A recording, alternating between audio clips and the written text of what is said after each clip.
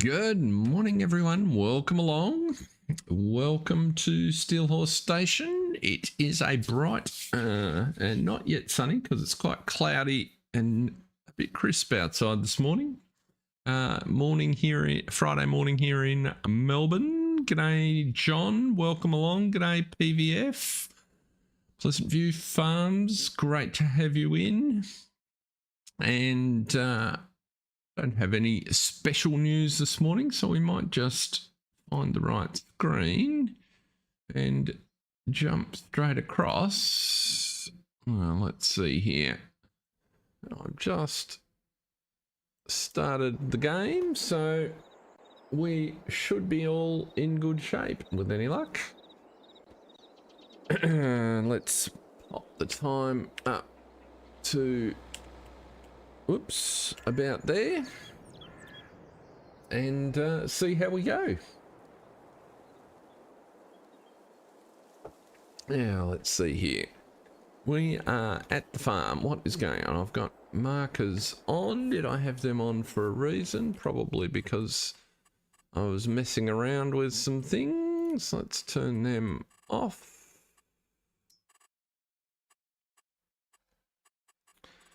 We'll start with a save, just because it's good practice. So, what's been happening here, I wonder? I've done a couple of things. So I finished the chores we were doing and rolled us into February. One thing I did do was I messed with my gates, as I said, so now this gate folds back out the way as I expect it would in this situation. Oh, that one goes a little bit too far by the looks. So I'm just in the fence there. These ones fold back into the bush. That one's probably gone a fraction too far as well. So I just changed the opening width on a couple of the gates so that they were a little easier to navigate around, a little less opportunity to drive into them. And it looks like they need a whisker of adjustment. The hardest part was just figuring out which way the rotation works and making it so when it does open off the pole, so that one is a good example. Kind of it's back a little bit. It doesn't look too bad from a distance because the metalwork's all done, but it is actually back a bit far. That's it. That'll do the trick. Now, where were we in terms of jobs today? Let's go across to the other yard and have a look here. So we have, that's what we were going to do today. So we need to sell some more of those. I've covered up the bunker, so it's going to go. Looking ahead, I am pretty sure we do not have any contracts on. No. But we do have a need to load these, and so I was thinking we don't really have a yard tractor here, and because the little one we were using, we've moved up to the cow farm where it's doing reasonable service. But if I have a look at this guy, we've got 137 hours on this tractor. And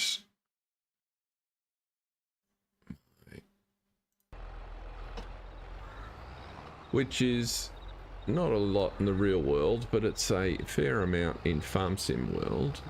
So what I'm thinking, we'll run down and put some regular tires on it.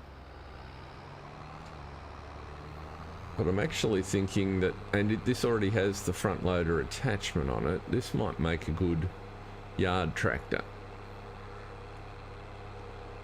If we duck across, we don't have any bale spikes at this end, so we'll need another set of those, and we'll need a set of forks for it.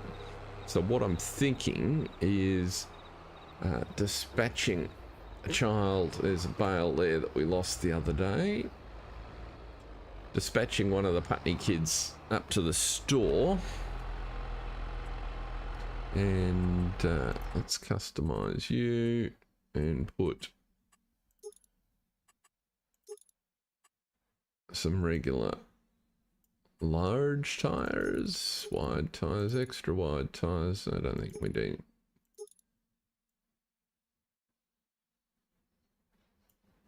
That'll do us.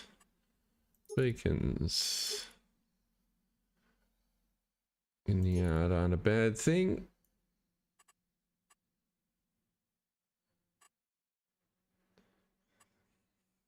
Front lights, okay, we've got the front loader attacher on it, and we don't want GPS on a yard tractor, so customize you.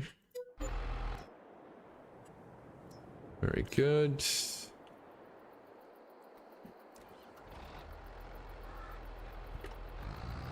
let's dispatch you up to the store. Have you had a good week, John?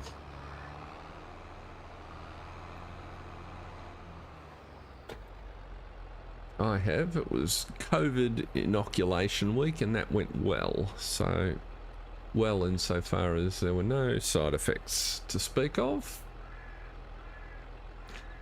And touch wood so far, we should be past it. Now, what am I trying to do? I'm trying to send, whoops, send you up to the dealership.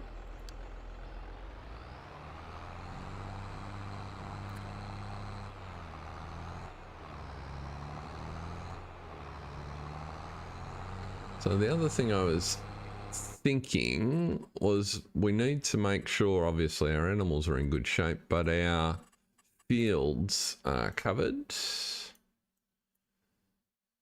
With a whole bunch of contracts coming, we did the weeds. What is the state of play for nitrogen and our, whoa, outdated data?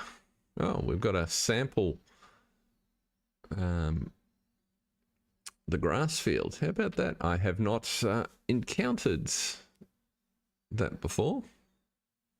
Not a whole field going dark like that all at once, but we need to sample the fields, and I think we'll spread some. Oh no, a 6-month-old car breaking down. That's not a good thing at all. In fact, that's extremely frustrating.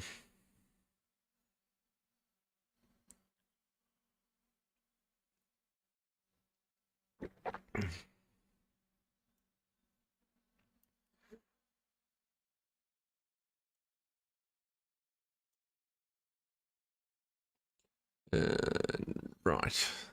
So I think we'll go and get some fertilizer and just spread it on those fields.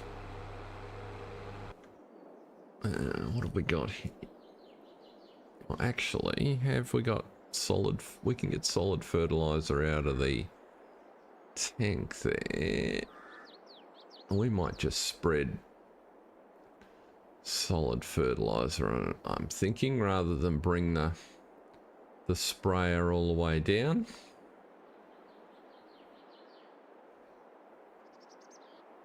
Because we've got the little let's move you out of the way.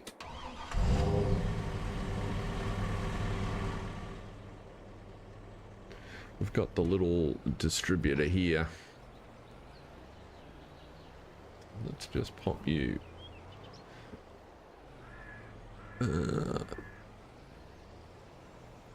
somewhere where you're not going to be difficult.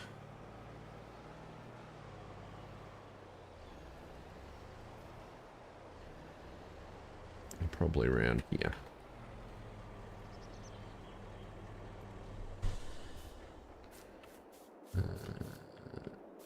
is a little. Move the mower out.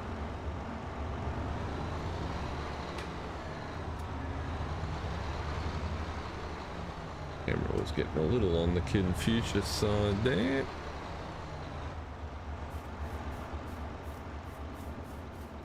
Have we got a little... We don't have a little tractor down this end at the moment. I'm trying to avoid splitting the tractors between, or moving the tractors so much between the properties if we can avoid it. What have we got in here?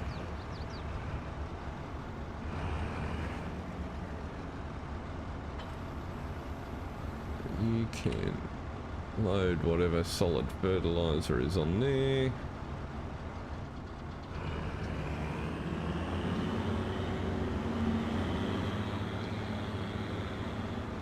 I haven't even got a couple of hay bales hiding around the corner on that field that we didn't pick up.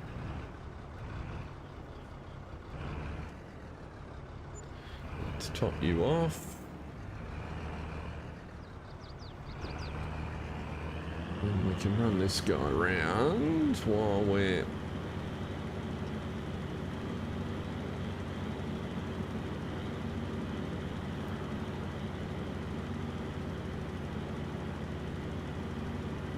Ooh.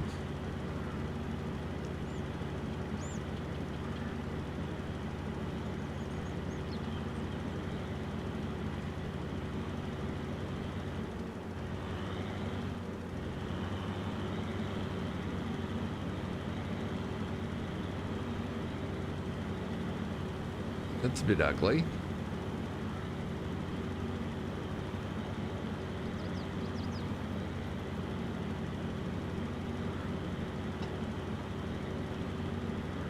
I'd be more than a little cranky with the installer of your dash cam. Cross wiring, that is expensive. You might...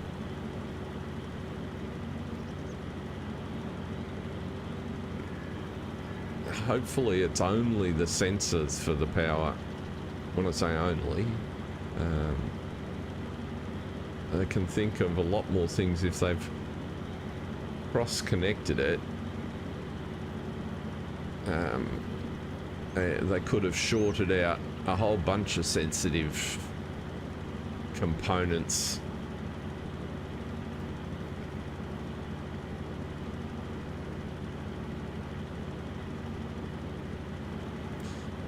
Not very good at all.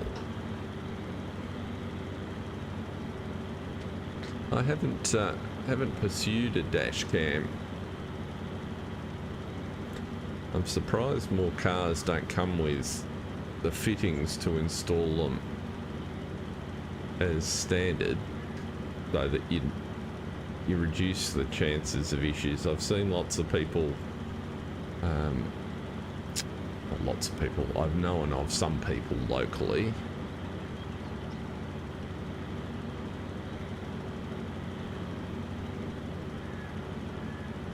yeah, no, it's not going to be it's not a warranty call, but it should be you should have a pretty good claim on the installer for your for the dash cam.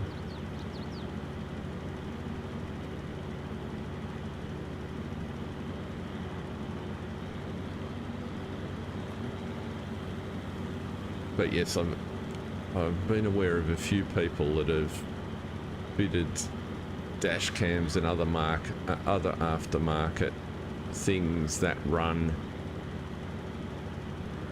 all the time, and then run into issues with their batteries because they're not sized for the continual load.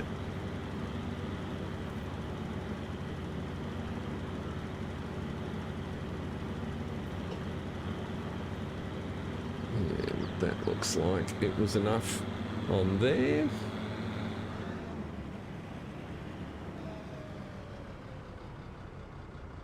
While I'm thinking of it, let's put the crone back in the shed.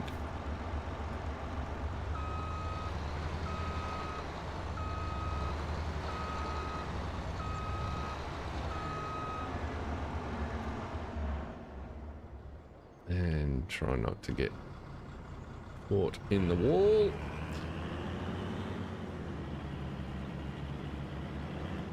Let's fill up before we go round. Wait for the other tractor to get back before we worry about the...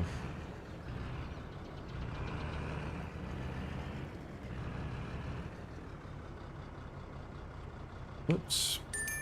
You're topped up. You're at the dealership. Let's go up there.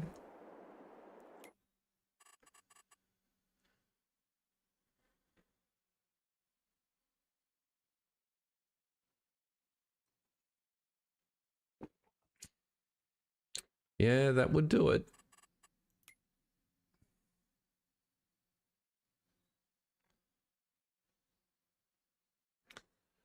That would do it indeed. Now, let's see here. We have a need for front loaders. I'm thinking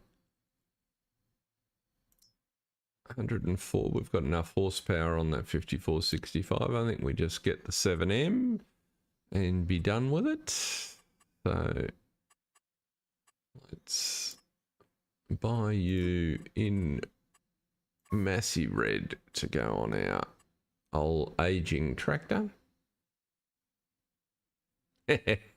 Yes. Yes, I can imagine that conversation's not going to be enjoyable.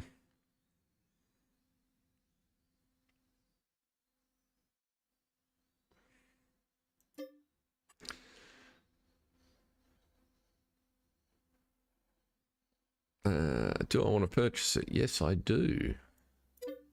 Okay, and then we need to get a front loader tools, a bale spike. I'm just thinking, what have we got here in bale spikes? We've already got a pallet fork and a bucket. I don't mind these CSZ ones with the reclining.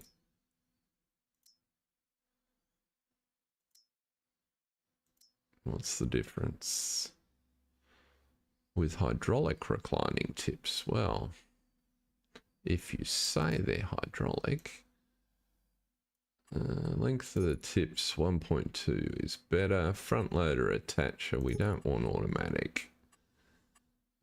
A middle tine is very useful.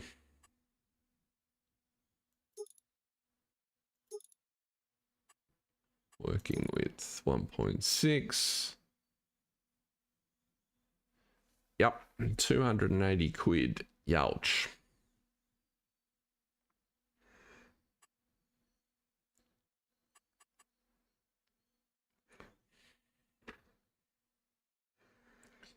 It mightn't feel like it, but when you told me what the issue was, I was expecting it to be about another 100 or 150 more than that.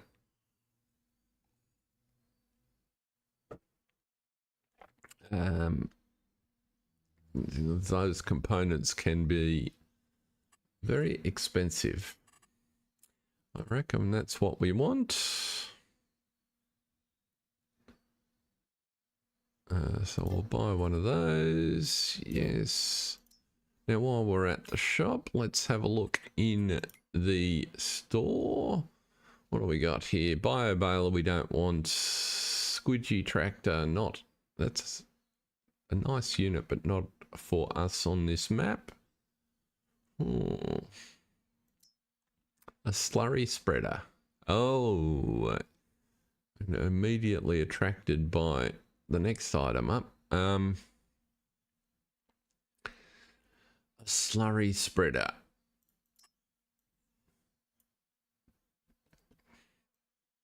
We are going to start collecting slurry now that our cows are sort of... Well, actually, are we going to collect slurry? At the moment, there's no slurry pit on the spot where we've got our cows, is there? So maybe we don't require that at the present. even though it is a nice, would be a nice pickup.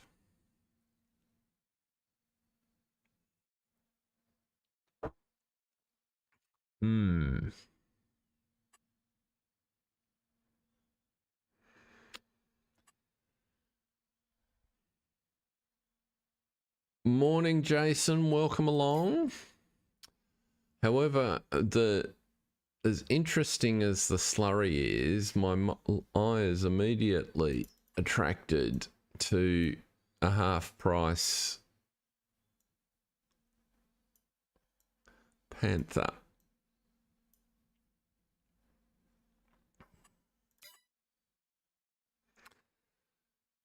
I don't think we can pass up a half price sugar beet harvester, because who's to say we'll ever see one again? And even with our too small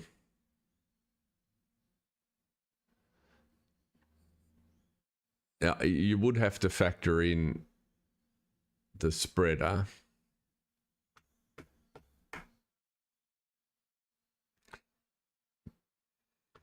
The only thing that's making me pause on the tanker,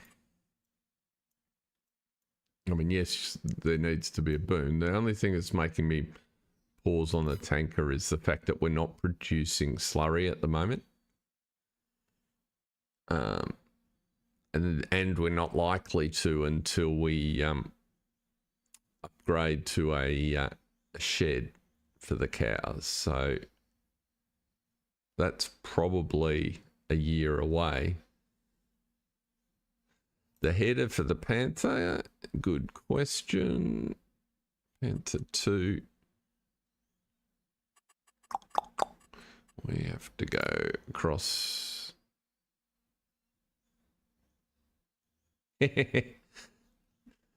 Well, I'd never seen one. And so this is a new thing. So Panther 2 is the small guy. He goes with the little header. By the looks.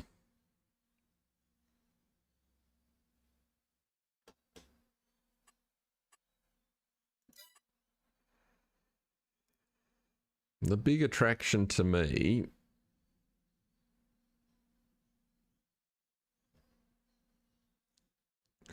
even though it's only the little header, the big attraction, I think, is the fact that he holds 30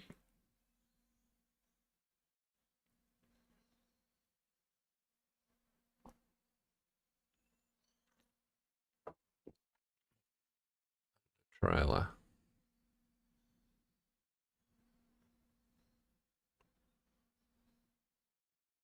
Is he holds 30,000 litres. And compared to the smaller implements that we've got, that's a massive increase in efficiency for doing the field.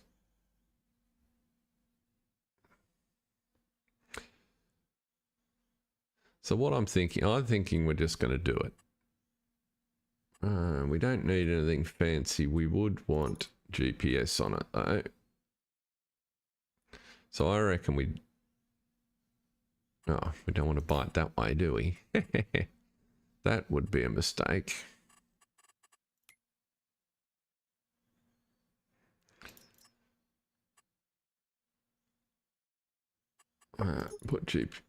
Oops, it had GPS on it. Even better. So I reckon we just do that. And we'll worry about the header when it comes up. Oh, there's a boom there, is it?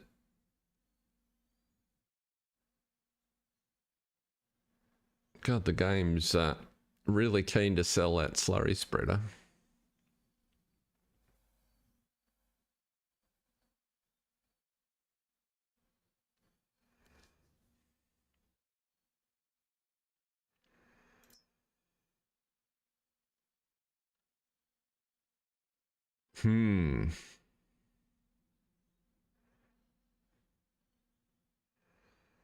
$10 grand for the... Let's go to look at the Venus while we're here. Yeah, normally 120. That's a big deal. And the boom's less than half price as well. So we come out for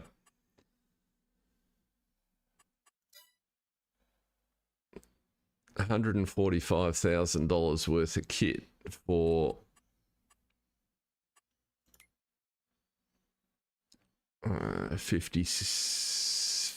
57.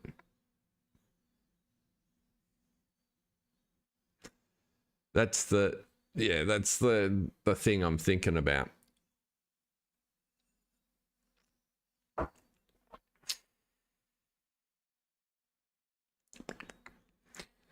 We're not, well, when we say we're in a hole, so we're in Feb. Let's jump over here and get this stuff sorted. We're in February and we've got a bunker full of chaff fermenting. So when I say full, it's got 800 odd thousand litres in there. So we'll look at that in just a sec.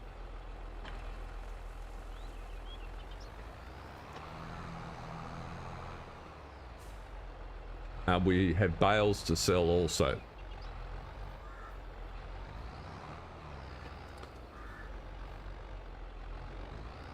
So we've definitely got, whoops, angle's not quite right. Let's fold you up. If we have a look at our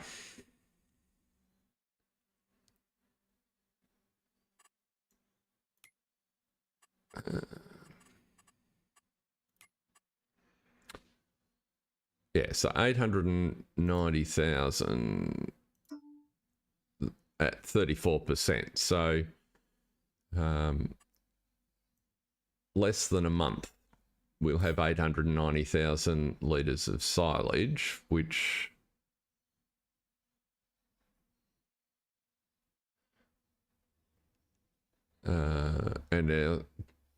so if we think about the 200,000 litres that we've got on hand, which is at the cow pen basically, is worth 67 grand. So there's another 4.5 times, you know, call it $280,000 worth of silage we're about to have. So we've got plenty of cash. We've also got a load of straw, and whilst it's not the best price, there'll be 30 odd grand in that. We have some sugar to sell. So we've got a few things. Oops, wrong button.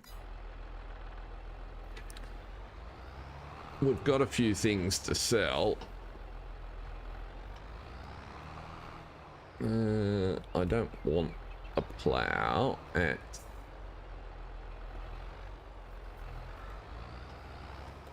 we'll take it anyway. That way all the ploughs are at the same farm. I bought this some time ago when I noticed that it was in the sale at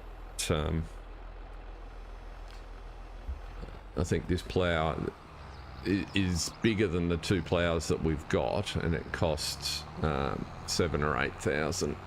So it was kind of one of those similar sort of thing. Be opportunistic and grab it while it's there. What we might do is send you to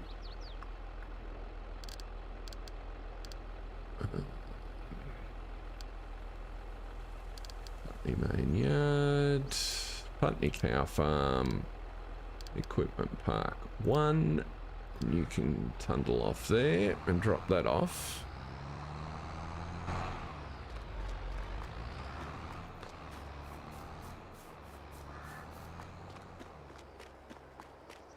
Yeah, I'm thinking we've got to take advantage of that slurry tanker.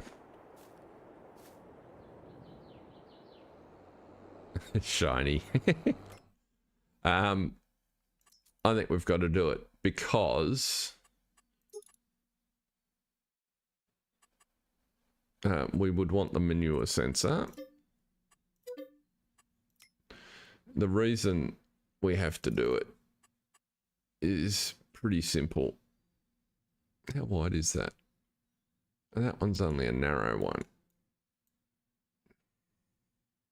Would we buy the narrow boom? Yes, we would, because of the price. We can always upgrade, and if other stuff comes along, we can sell it. But we've long held that this is a really good and practical way for the family to bootstrap their equipment set. We are in cows for the long term, so we expect to have slurry in due course. So we'll take advantage of it while it's there. It said it was on the previous screen, and to the best of my knowledge, slurry attachments, we'll find out at some point. So the Zulhammer Gul Technic is that guy. Where are we? Let's try looking at that. Where was it? It was that one. And when I went to combinations, it came up and told me that that was the right one for it. So no problem. It's always good to check. I am more than capable of making that mistake. Just excuse me for a minute. The dog has risen.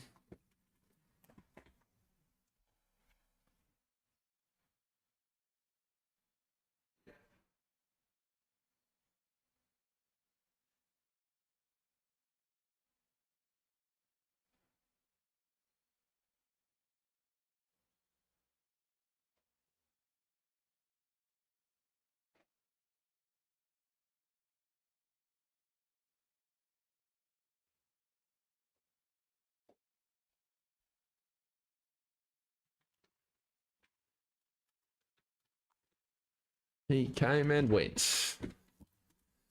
Can I show the back of the slurry tanker? I can indeed.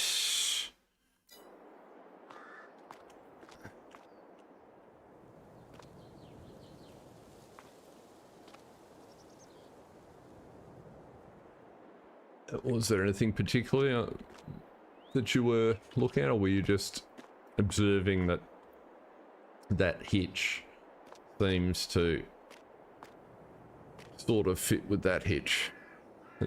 It just looks like a big 3-point of sorts.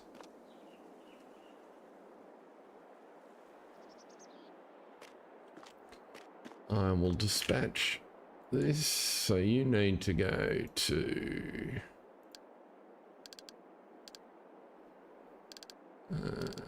you can go to, where are we? Let's try opening the right one. Equipment Park 2 would be a good idea, but let's fix some things before you go there. 120% of speed's not a good idea. Whoa.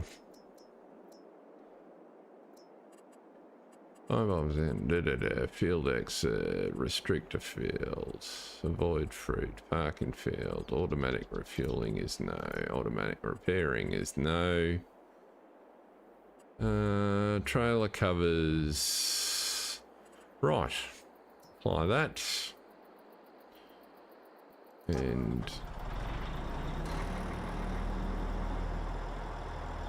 send you off.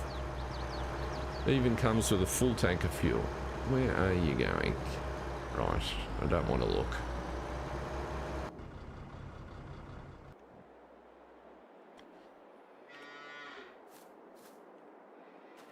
Yeah, so at some point I see us upgrading this pasture to a barn and pasture arrangement. But while we've only got 8 cows in it, not a big deal. The other thing that I was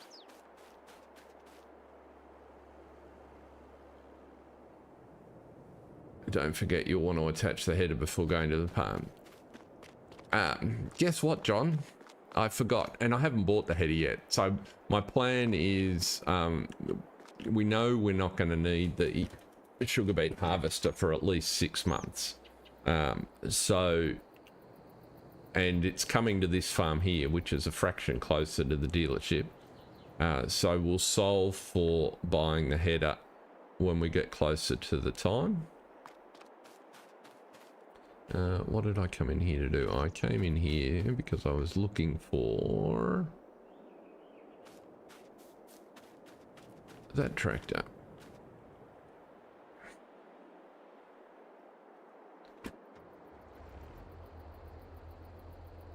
It didn't obviously suggest that it did. It's only 2.7 meters, so it probably is intended to transport on the front.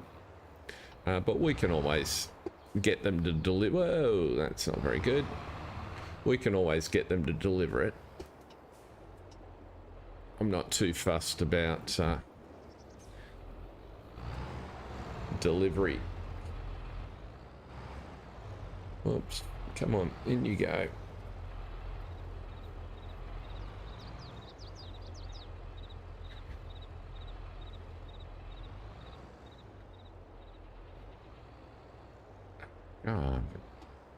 What is another one of these possessed devices?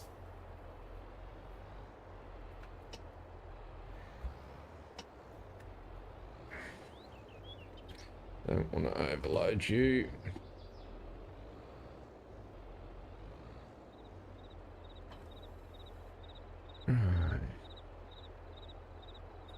You should have known I had a plan.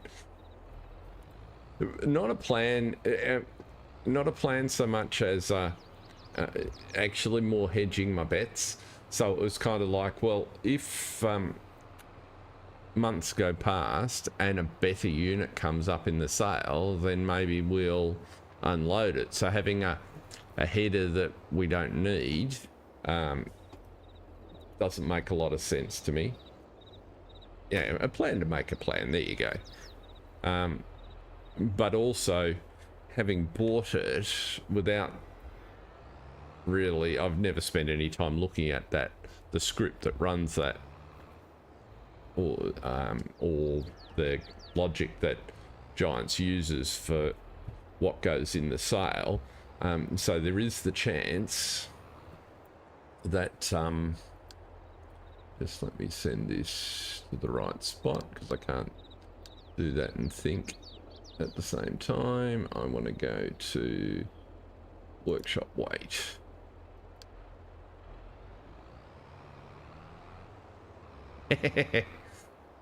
No, what I'm saying is, if it turns out there was a better decision, but equally, if it turns out that now that we own a harvester, that the shop is more inclined to offer us a header, then I want to be in a position to take advantage of that. So there was kind of a few things which immediately jumped into my mind as to why there's no need to buy the header now. What are you doing there? Oh, there must have been a bump in the road. And you've gone and got yourself sorted in there. Oh no, you're just a little... How bizarre. You've got all the way here, and now you've decided you've got no front weight over the front wheels.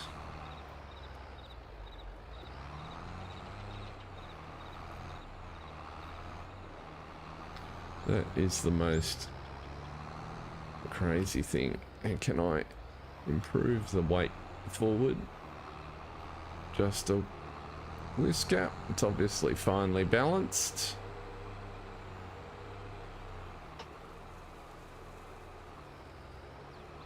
Where are we on the map?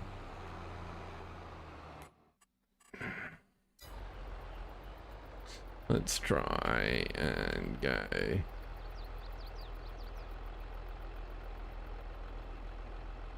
Where on earth? I don't even understand what you're all doing all the way down there, but we need to go left.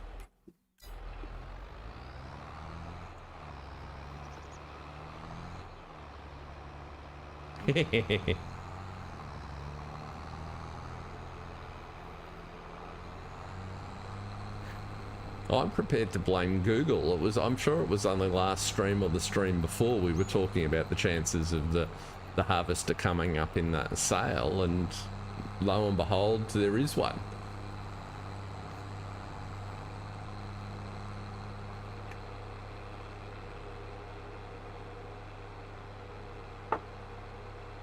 So Google's even got its, you know, fingers in the influencing the sale composition in Farm Sim. How scary is that?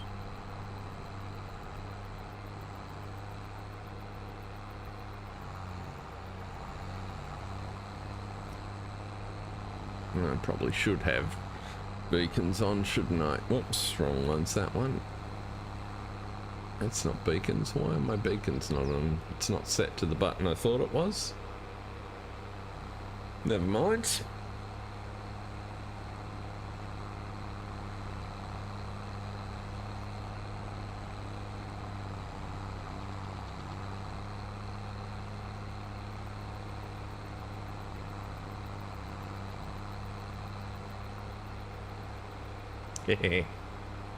I thought of and then promptly didn't check when I got distracted by something else, so we'll have a look at that in just a second, Jason. The repair cost will be no doubt significant.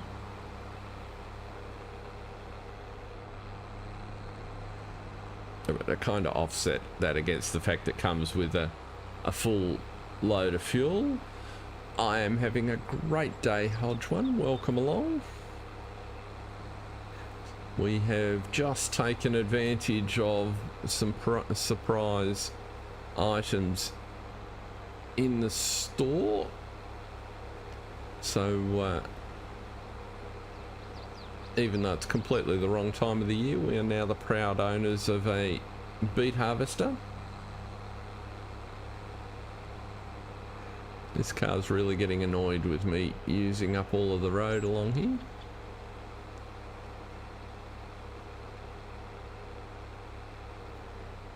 We also bought a slurry spreader that we as yet don't have any slurry for, but we're preparing for the future. We're going big or going home. Now, you can, being a plough, go somewhere down there. There's a good spot for a plough. Whoops.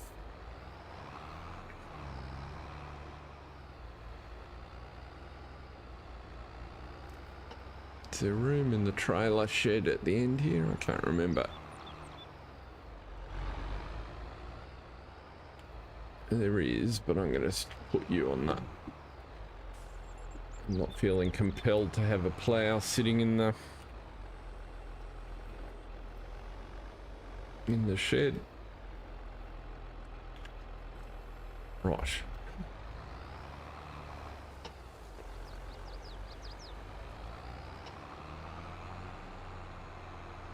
Hehe. Must be an Audi. Yeah. Oh. He didn't quite make the turn. We'll sort him out in just a sec.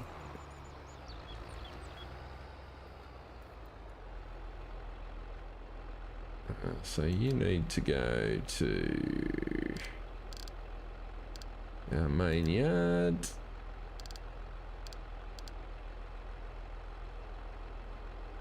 That'll do. There we go.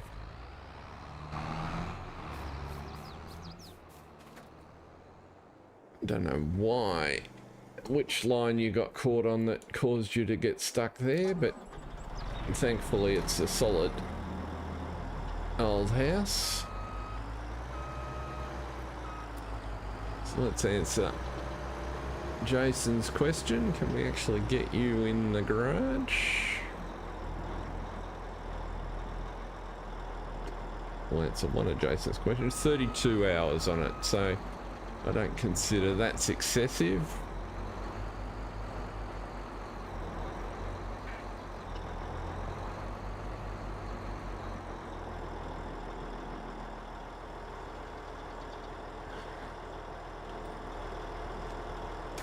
Oh, what was I doing? I need to get out of there and go across here. And the roper. 2200. Oh, it's not as hideous as I thought.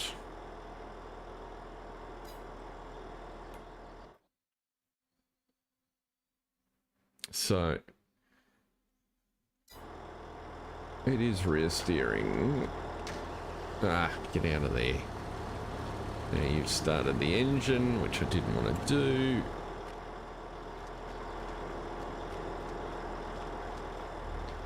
Right.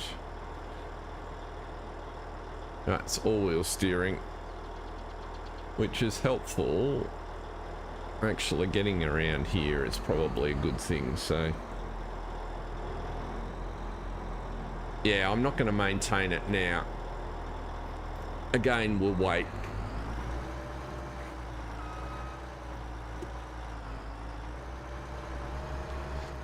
I love when they put collisions on buildings that are offset off the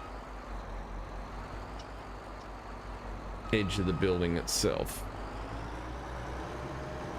Makes it so easy.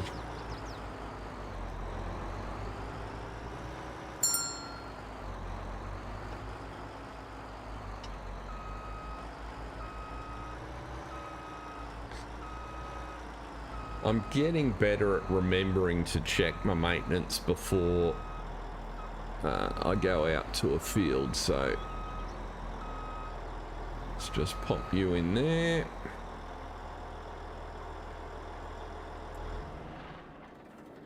Jump out of there. Probably could have got you closer to the wall. We've almost got room for another one. Right. Oh, well, that was a bit of a distraction on our day. Now, let's get rid of you. Let's see what's here. We were waiting for other equipment to get back. For those of you wondering why I dispatched a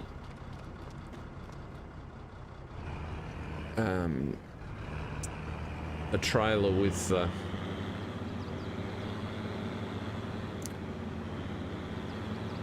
vehicle trailer down here, it's because our house, I hadn't noticed, I hadn't paid particular attention to it, but the Bessie and Mabel, the house cows at the manor house, have given birth, and so they're busily stocking that little pasture over there, which is not the intention.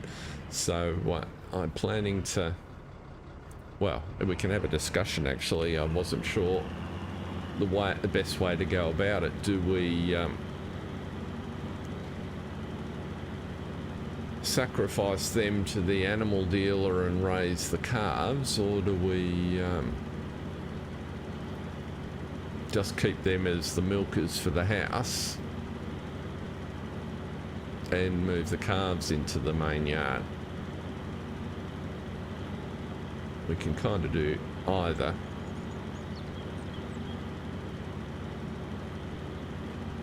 So we're just topping up the fert on here so that we get a good cut off here next month before we plant. We're going to put sugar beet in these two fields.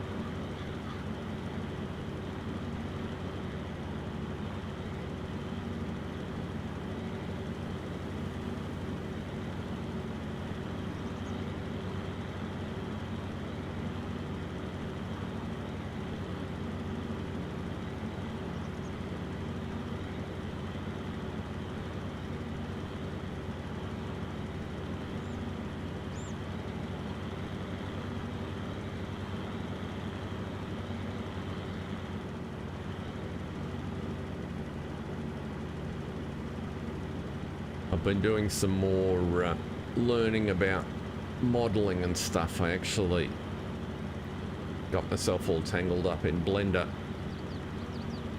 and very confused yesterday. You'd move the calves, John. Okay.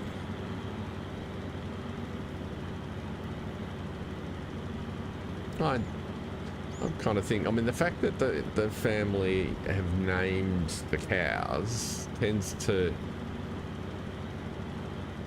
indicate that they're going to be with them for the duration, so that they wouldn't move them along until they stop providing milk. So now, mind you, the only way we can discern the difference is age. We'll go and have a look at that in a sec when we run out of fertilizer here. Don't think we'll get both these fields done.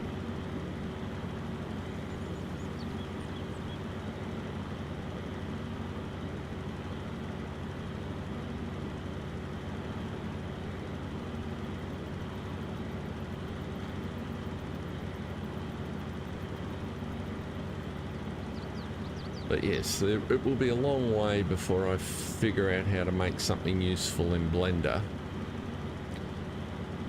What I was trying to do, so I've mentioned that I've got an idea for a new series, and I'm just trying to set the farm up for the start. Yes, that's definitely my intention, John.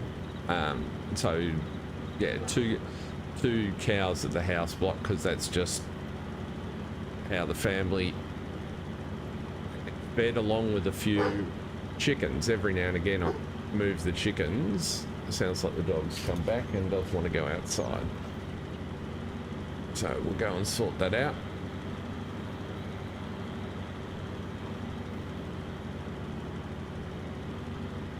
Sorry, that was Jason. So let me sort the dog out.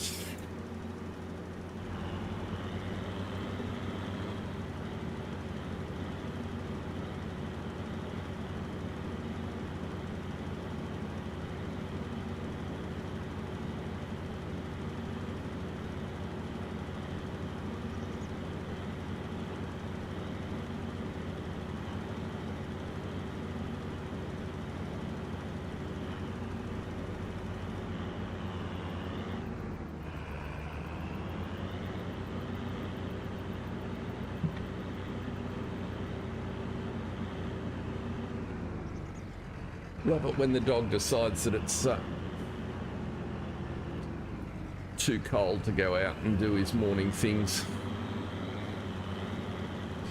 Right, let's we'll let you do another run and then come back and do it ourselves.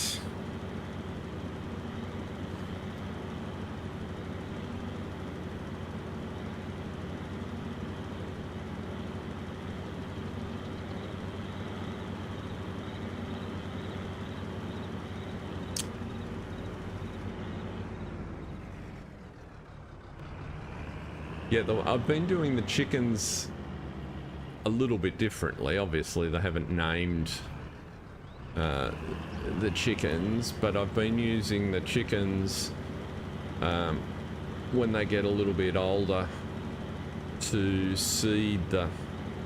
Oh, sorry, not so much on age, but on volume. On volume. So when... because it makes no sense to me that the family would be running 100 chickens at the house, right? So when it got to more than sort of 10 or 15, I take a few cages worth up to, and I've started the other pen. We can have a look at, or the other shed. So we're now populating shed 3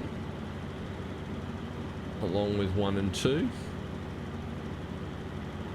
But we've still maintained a handful of chickens at the house, as you say, for eating and eggs.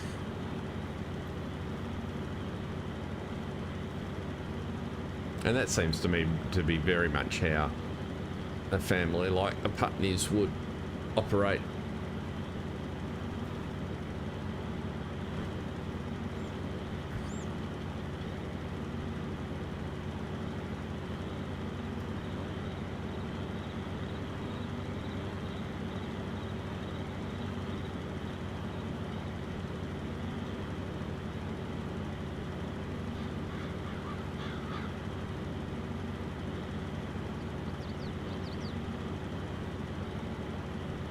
It did strike me that they would have one or two pigs running around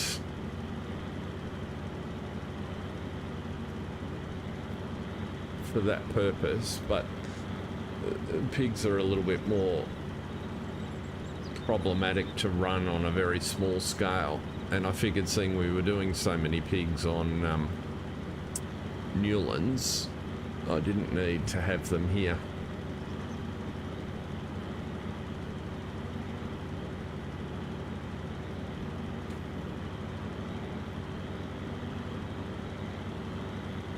Right, so there's that one done. Don't know if 400 litres is going to be enough to do the grass field behind us. Guess we can find out in a sec. There are a couple of little spots I missed up here.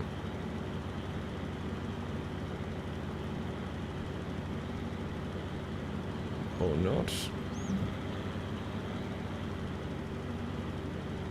Okay, turn you off.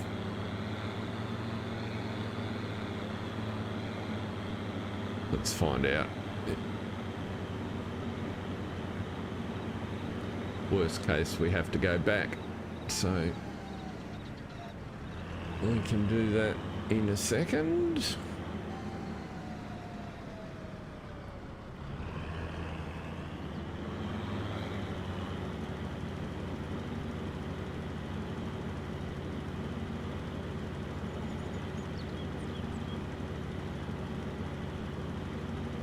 Might go pretty close to getting it done. It is only grass after all.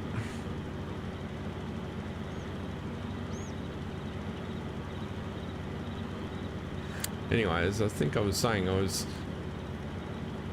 setting up the farmyard for this new series that I'm going to do on the valley,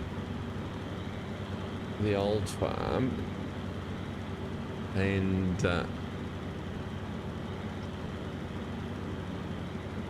there was a building that I wanted to, that was just didn't fit. Hey, you always find a new map you have to play. And so I was able to hide that fine, but it actually hid more of the building like this. If you ever eventually see my series, you'll kind of have a sense of it, but when I hit it, there was more of the building hidden that I wanted, and then I went into, whilst I didn't really want to be editing the map, I went into the editor to see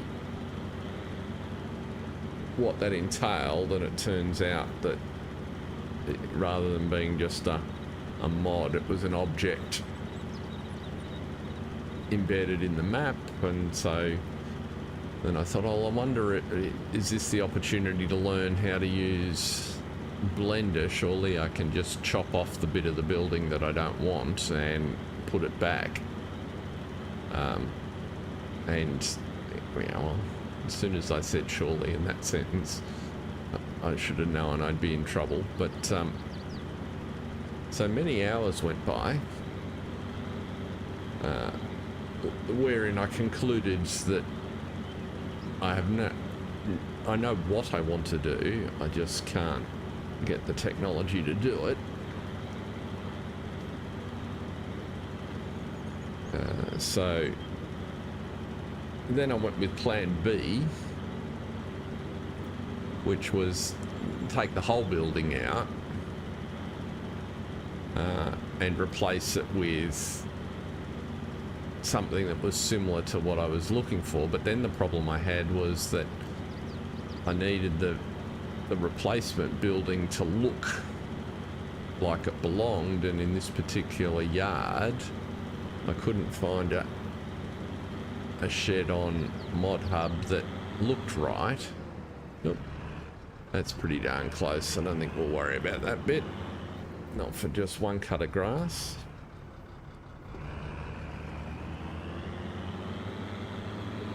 Yeah, they are. It was... It'll probably turn out to be something straightforward. I just couldn't figure it out. Anyway, what I ended up doing was taking a building that kind of had the right shape and characteristics that I want, and then figuring out how to change the texturing on it to match the yard, and I reckon it's come up pretty well. And in fact, it went sufficiently well that I decided that to do another barn that I'll purchase in as a mod once the series develops, so that it looks like it belongs in there. So that was all good. Now, where did we get up to? We need to soil test the other one there. Let's go and deal with Bessie and Mabel though. They're down here somewhere. Oh, that's where the little tractor's gone. I must have... Yeah, so we've got 4 animals in here. And...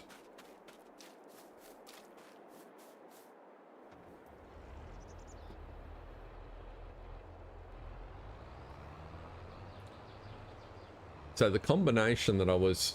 If you kind of look at this shed here, and you see the L shape, it wasn't quite as L-shaped connected. It was actually only connected...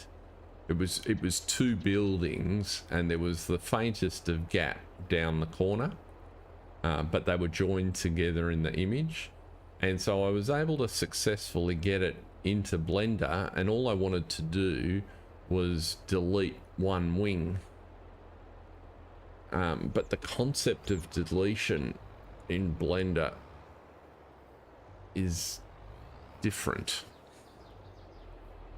And so I was comfortable with the whole idea of vertices, edges, and faces, but I still thought I should be able to just, in effect, cut it in half. But for some reason, I was unable. That tractor is parked right where I don't need it.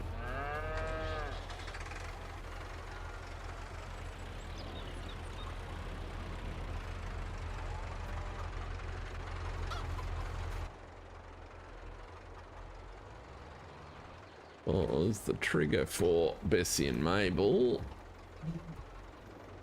is over beside the wrecked car.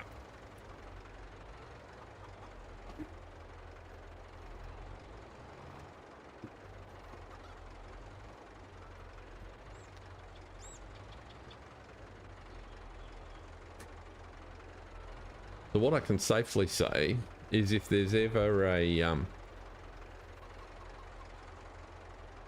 Blender stream in my future, it will be a long time in the future. Right, so we have 4 aminals. So Bessie and Mabel, there we go, the 2 outliers, 27 months and 45 months. So these are the young pups, which are just coming up to maturity. Oh, the oldest one's just coming up to maturity. So I think it was John's point, but it could equally have been both of you, John and Jason. We will select you and move you to the trailer, and you're the other one. We'll select you and move you to the trailer. And you guys are not going to be able to get out there.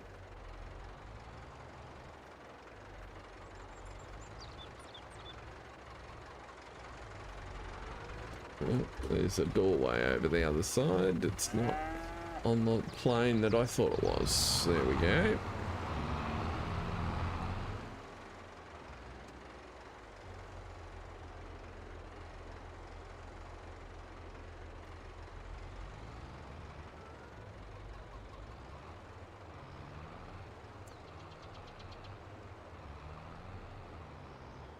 Yeah, I get what you're saying, except that when I watched a couple of YouTubes, as you do. I don't want you to go there. I want you to go to cow pasture. Food'll do. Yeah.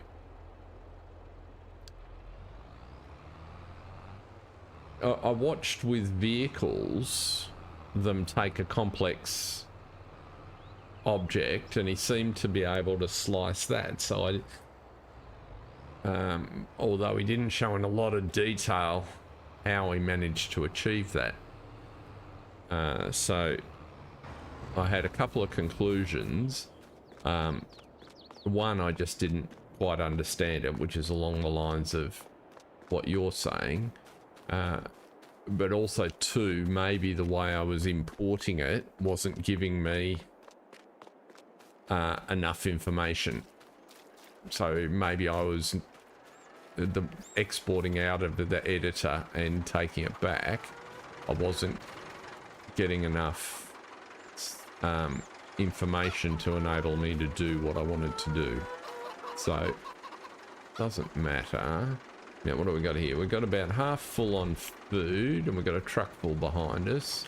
We've got 31 of 47. So that's what I was meaning, is starting to get towards the volume of chickens that is unnecessarily large. How much milk have we got over here? 315. So we won't worry about that. We'll just park you in the end of the shed.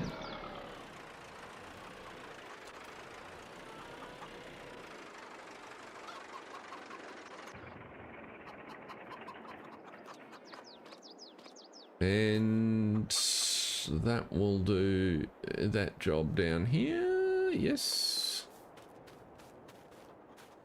Yeah, it's cute how they stand at the end of the trailer, isn't it, John?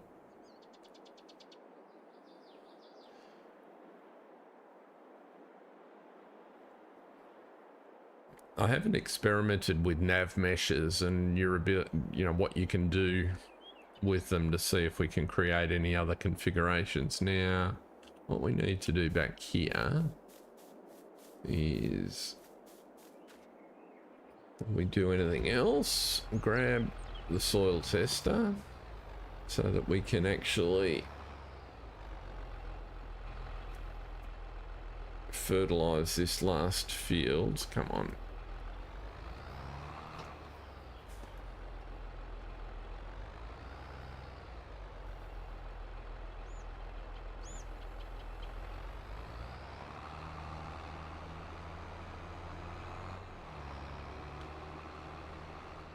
But I was pleased in my ability to understand and reconfigure textures. I haven't completely solved it, so it's not the sort of thing that well, I was getting better at it, so at least I understand how it works. I've got my head around the process. Now let's turn on that so I can see what I'm doing. Let's unfold you. Oh, that's right.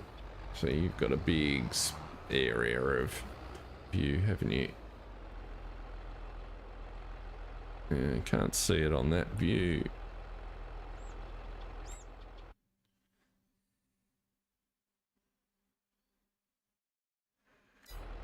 Just hit the wrong buttons. So let's go down to you.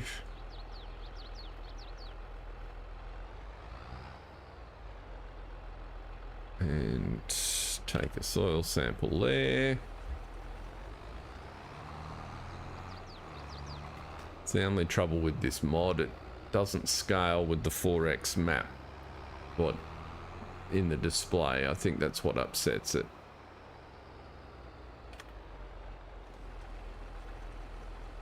I also I also learnt don't ever put one of these soil testers, or don't leave it on your tractor if you put your tractor on course play to do field work. Things get very confused because it basically tries to operate it continually under course play for some reason.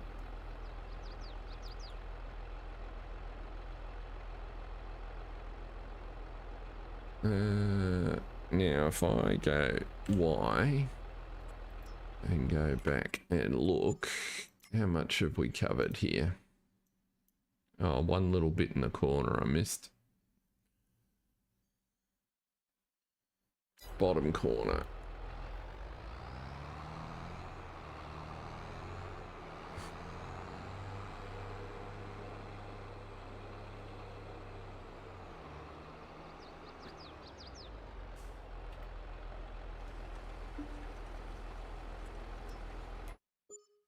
Oh, wrong corner. That was $100 I just wasted. Hasty bear.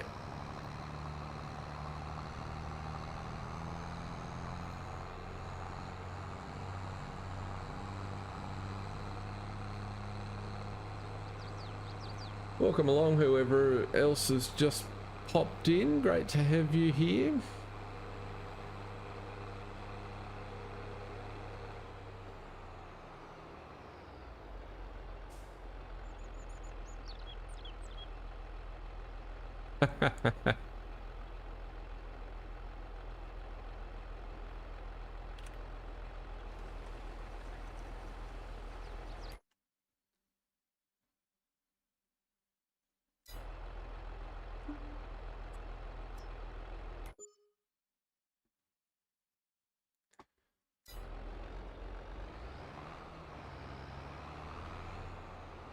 And let's fold you up so we have all our data. I do a bit of a mix, John.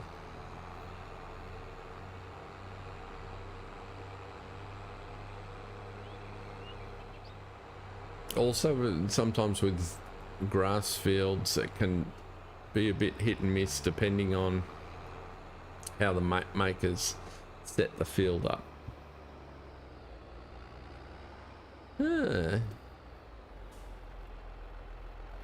So you were using a tedder as a weight.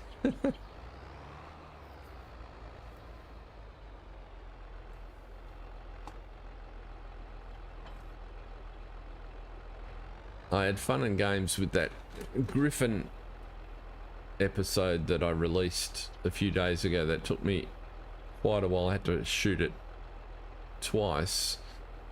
I managed to get a few things screwed themselves up.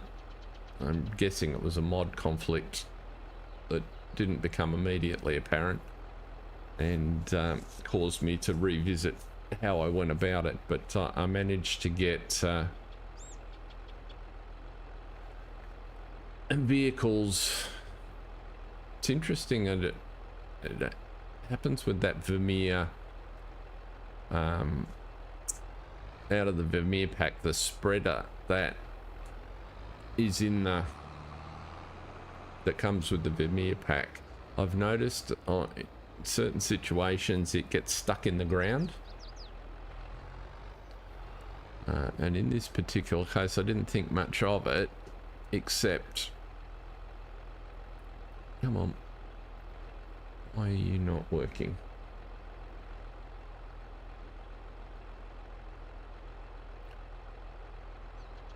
No, what's happened to my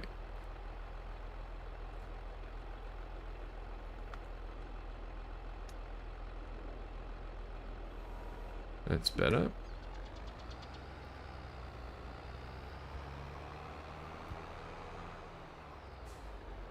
So I had a serious flying tractor incident, and then of course it managed to get tangled up with another piece of equipment which then hung off the edge of the map, and oh my god, it was a mess.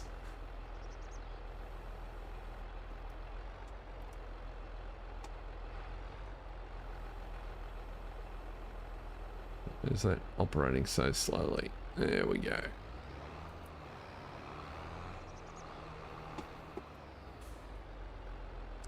If I put a weight on the back of there, you only do samples when you intend to put in slurry. Yeah, that's interesting.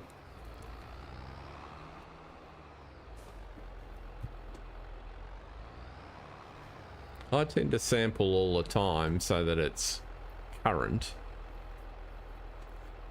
But as I said, I haven't had a field go as dark as that before, so now what I'm curious about is, can I successfully pick up 4 bales here?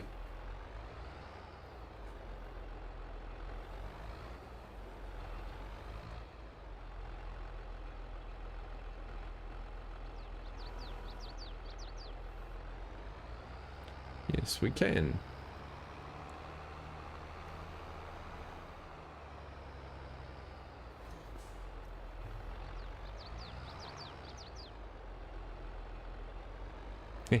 it wasn't autosave.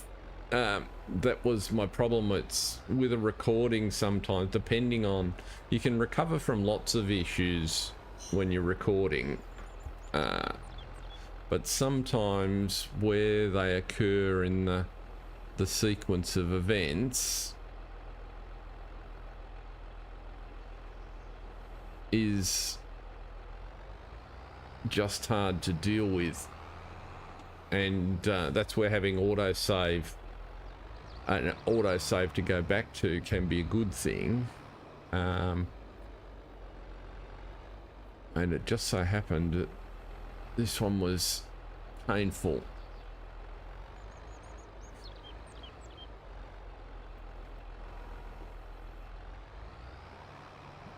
Oh, there we go, that's working moderately successfully, he says.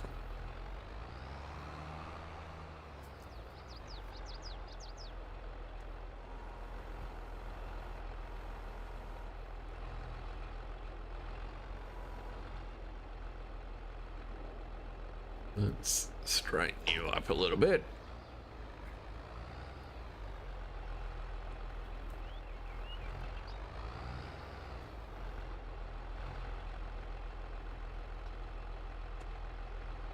Oop, too far over. Whoops, back. Oh, if I put them on that. Yeah, why not? Let's do it that way.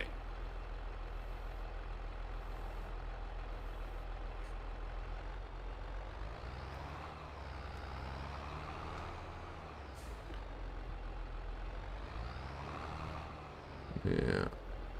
Let's see here.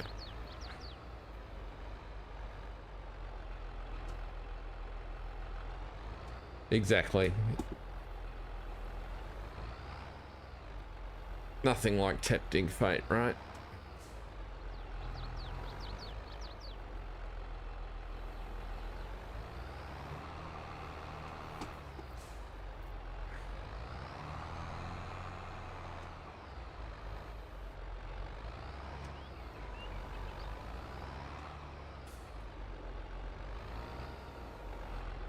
Let's just pop you on there.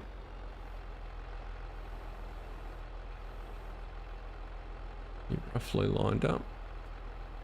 Rough being the operative word.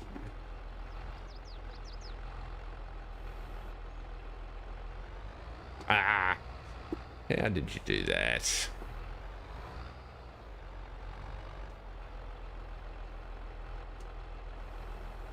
It's because the bale fork is tilted, isn't it?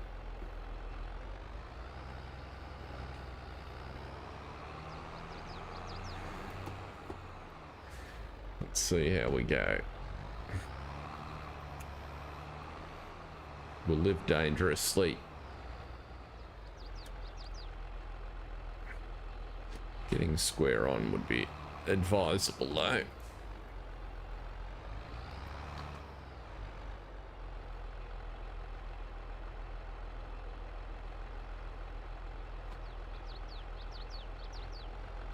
Oh, it's definitely improved.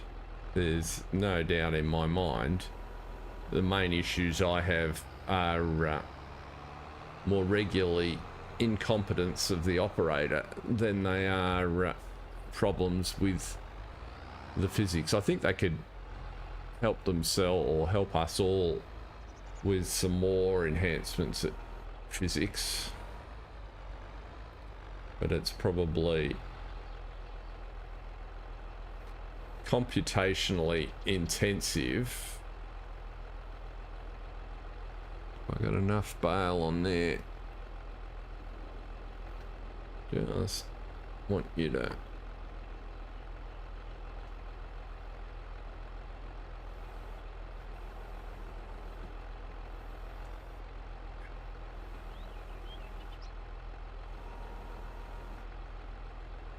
I don't want you to be on the... That's better.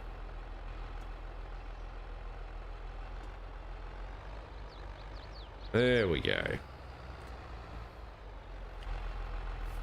I think I will strap those. Can't strap from that side. That's better.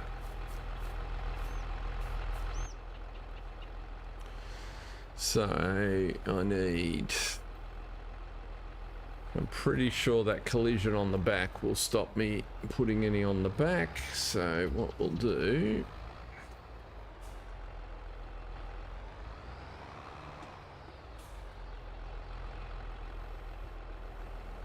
is just...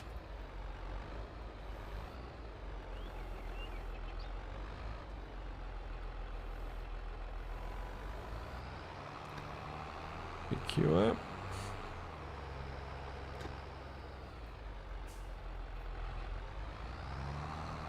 And pop you on the flat bed.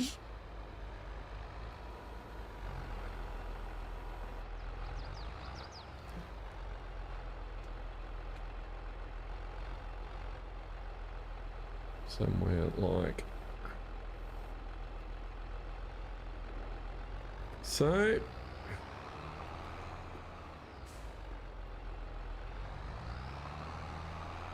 With any luck, these four will go on this side,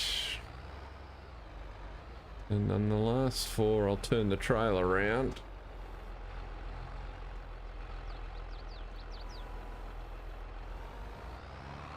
Ah.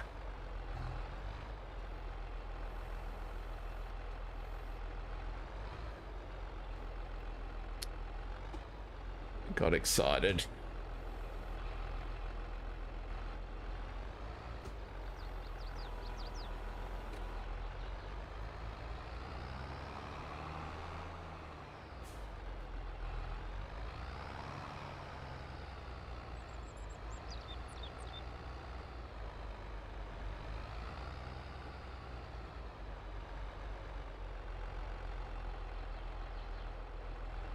I would have thought with physics of things, they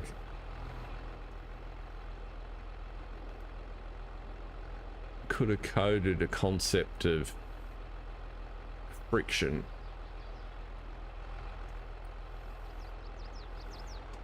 Ah. Because they've already got mass.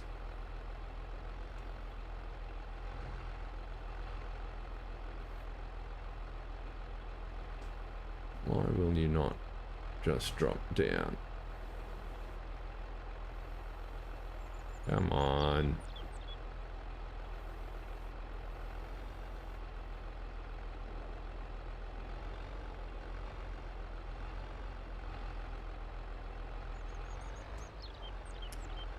How are you on? The problem is, so in that instance, a fraction of a tip of the bale is, whoa. That's really annoying. Magic decide to move forward.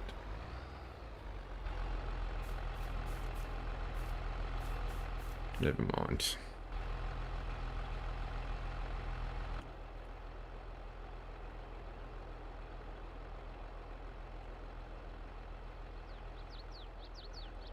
Why are the straps not working on the truck?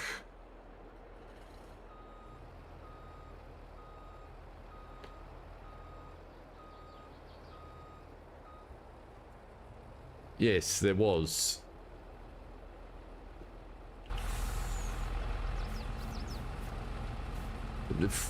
The concept of friction tends to be on off rather than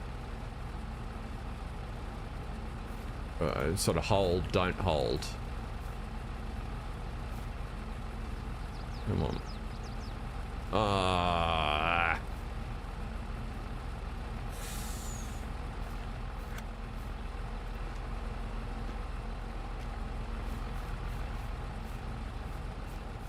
And the ability of objects to gather mass.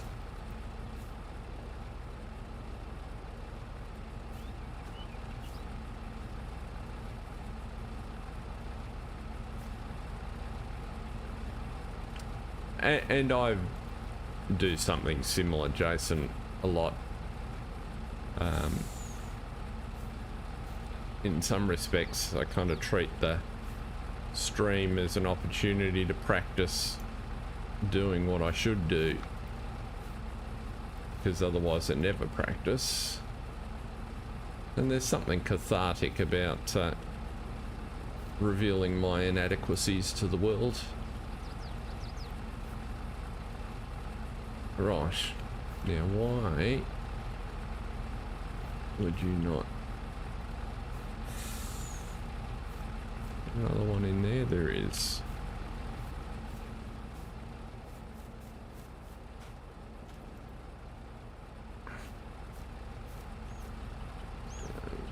I'm gonna sit on there.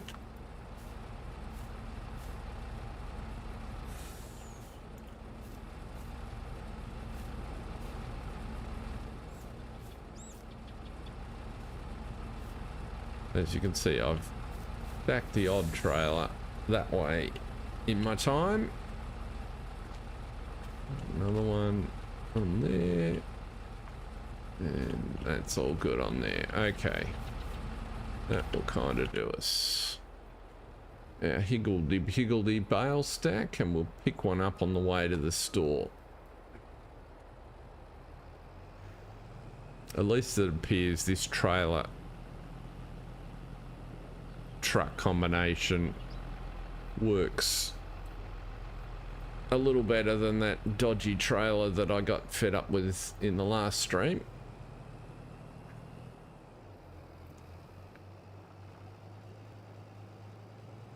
So the only issue with this trailer is just that hidden collision on the back of it,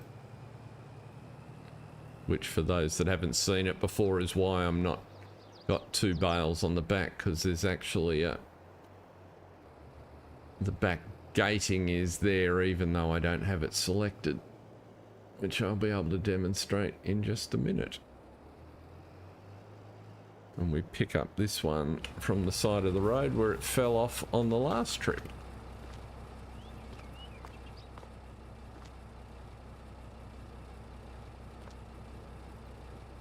Ah, there you go. I pick up the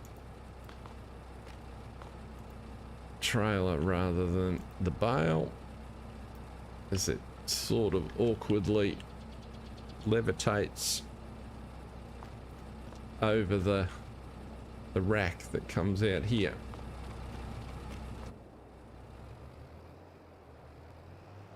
Or fence, I guess it would be. Rear fence on the trailer. Now the question is, the reason we're driving this manually today is, did I actually lose more bales off here the other day on the way to the store? A funny thing happened on the way to the store.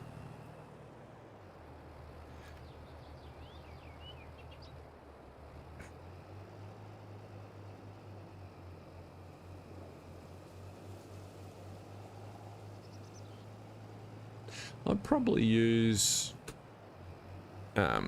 super strength more than I use auto load.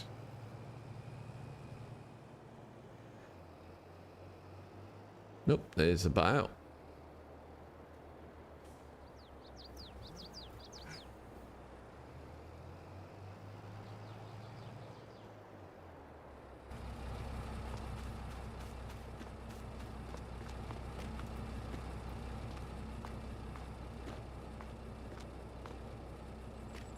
Come on. Rotate. Rotate. Yeah. You're going to sit up there like that, your counterpart, or are you going to be difficult? You're going to be difficult. Oh, come on.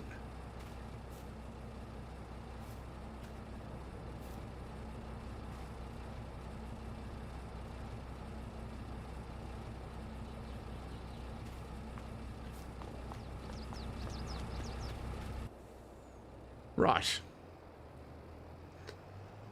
Unattractive, but effective. We'll just drive through the trees. We won't look too closely at the load. It looks sort of stacked properly from the side.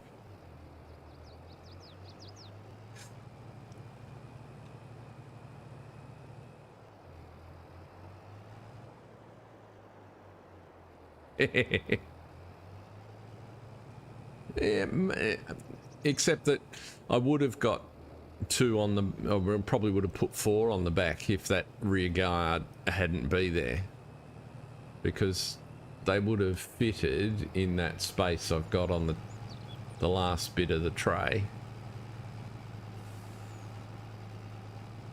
and I haven't done a great job of stacking them along the length of the trailer.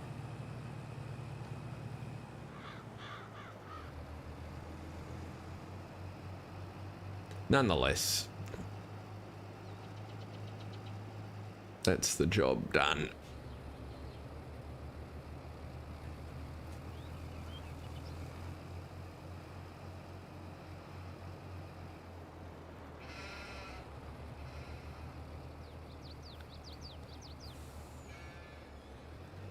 So, coming into here. Let's try get to there before we turn anything off.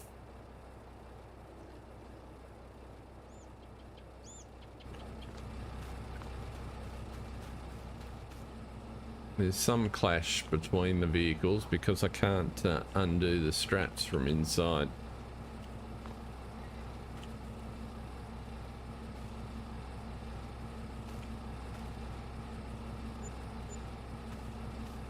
Let's back you up a little bit so that if you fall off, you're going to fall off in the trigger.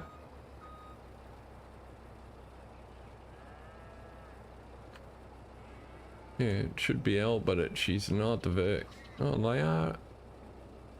That's interesting. So they're showing as unattached.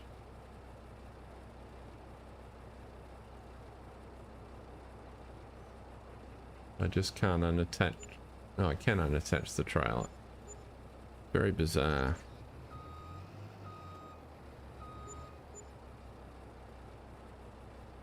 Hello, where's the edge of the trigger there?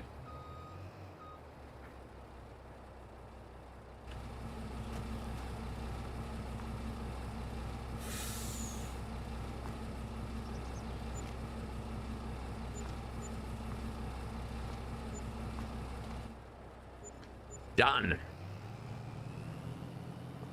Done, done, done, done. Okay, so that gets the cash balance up to be a little healthier, which is a good thing.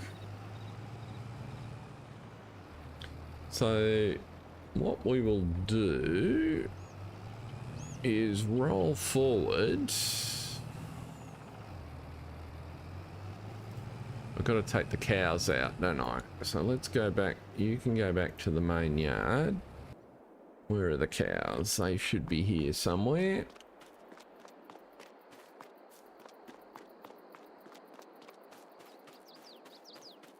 They are. Waiting patiently. Now, where was the trigger? Is it by the gate there? I can't remember. Let's have a look.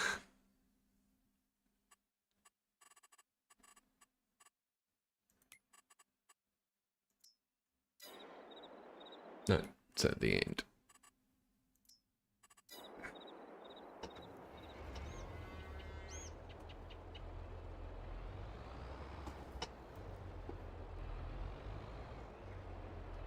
Turning, turning, turning. Yes, just got round. I think it's just that it's warmer at the front of the trailer there, John. There's not as much airflow in transit.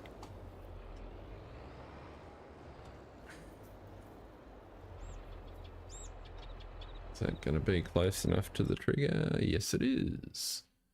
So we select you, move you across to husbandry. And the other neat thing about this is I'm pretty sure, we'll have a look in a sec.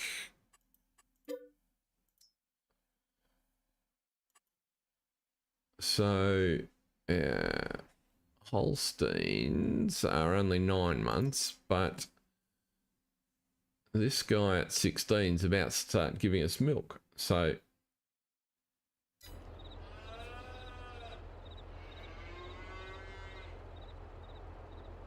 that means we will, in the next couple of months, start to get milk out of the... Come on, round you come. Out of our cows, which will be nice. Just pop you in the front of the shed here.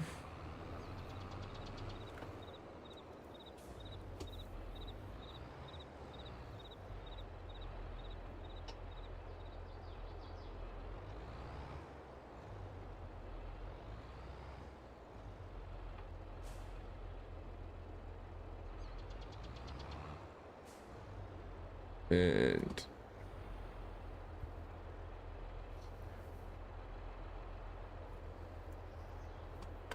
watching Laura Farm's video earlier in the week, and she and her husband were visiting Sunnyside Dairy in New York State, and there's no other word for it. It's a massive operation. So they did like a bit of a tour. Oh, it's the milk behind the trailer. Yes. Yes, yes, yes. So what was impressive and particularly caught my eye, apart from the fact that there was a heap of equipment that they showed that we use in game, there was also, because their milking herd is 5,000 cows, they have all this automation and technology, so the shed where they load the milk tankers has bays to fill. They dispatch 45,000 cubic litre tankers every day. So there's 5 bays for them to load up, and a rotary or a carousel milking station, which I hadn't seen before, which is big enough. Basically the cows sort of jump on and they ride around the circle, and in the time that it takes they are fully milked, and a robot at the end washes them off, and off they go, and they look as happy as Larry. So our cow's looking all right, even if the heads are disappearing through the feed plane. Won't look too closely at that.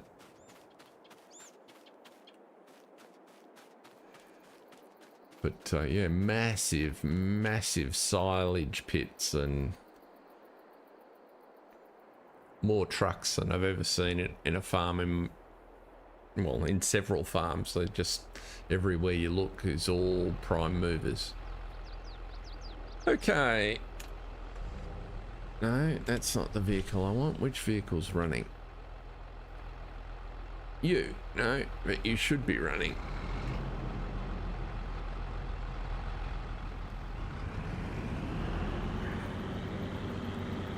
The tractor that was doing the other job is running. Okay.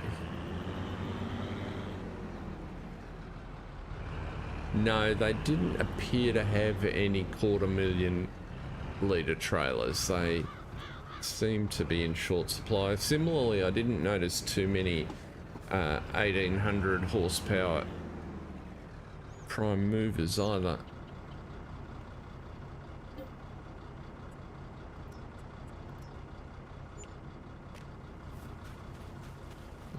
Let's just go and put this tractor away. Fold you up.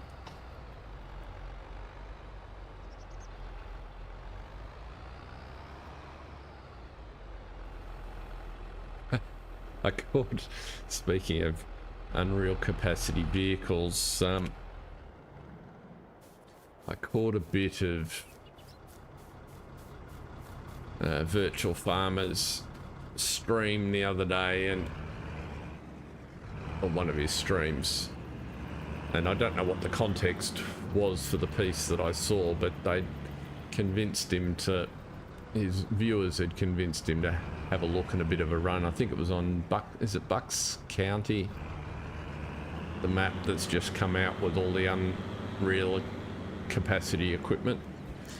Anyway, Virtual Farmer obviously didn't know much about that, so we were sort of treating it more as a map first look tour, which is perfectly fine. And he decided, given it looked really nice and he was obviously enjoying it, that he would I have the feeling that he would harvest a field that he bought, so that was fine. And so he started heading around this field in that starting harvester that you get, and he gets all the way around the first headland. It was quite a large field, and he realizes that his harvester's only like 1% full, and even though he was expecting to have to do an empty, and suddenly realised his harvester's got a capacity of, 250,000 litres, and the smallest trailer he could transfer in's got a capacity of 340,000 litres. It was just ridiculous. It's kind of like, okay, well, I guess that's how some people like to play, which is fine. The beauty of this game is people can play any way they want, but it was all pretty silly.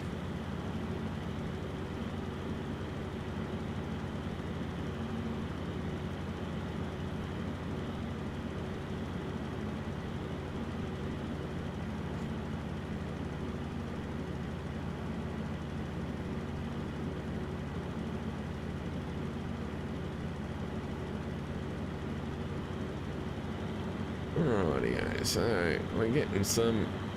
This is the last job we'll do before we roll forward.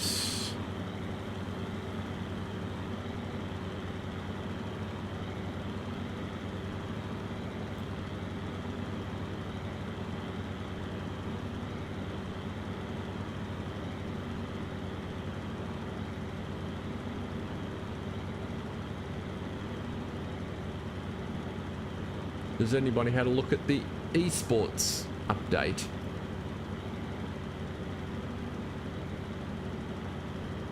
Exactly.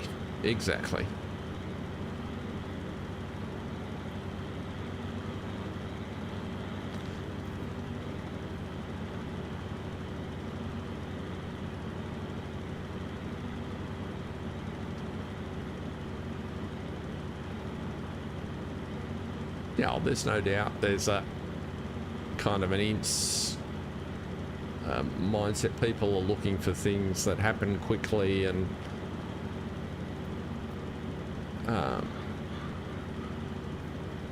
I recognize that it's there. It doesn't necessarily mean I completely understand it, because it's kind of a, to me, the beauty in the game is actually in the process and the performing the tasks. And if they're all over instantly, it gets very old very quickly. So, and getting longer running tasks to intertwine, the complexity in that is just something that I find interesting. So, but I get it, not everybody's got that. Not everybody's got a lot of time to play, and so, you know, they want to be able to, I mean, it wasn't harvesting the field at an unreal speed. It was just that you didn't need to stop to unload. Yeah, there's an element of that.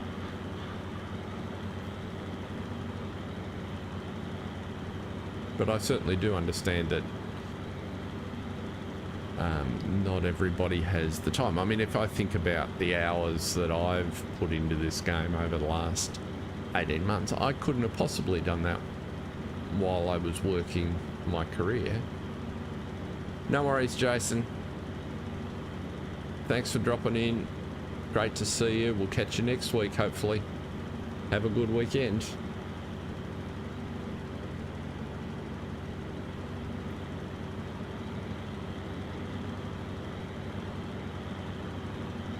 We'll just get this field finished, and then we'll roll forward the day.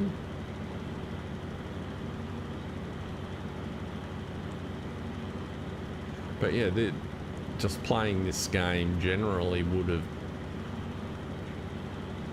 been largely incompatible with my full-time job, because I just wouldn't have had the time to commit to it. I played World of Tanks for a lot of years because I found that kind of interesting and fun broadly. And I liked the fact that you could play a 15-minute game, and you can, you know, or several thereof.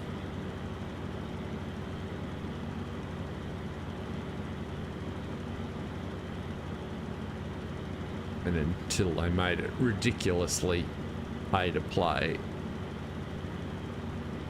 eventually I got jack of that.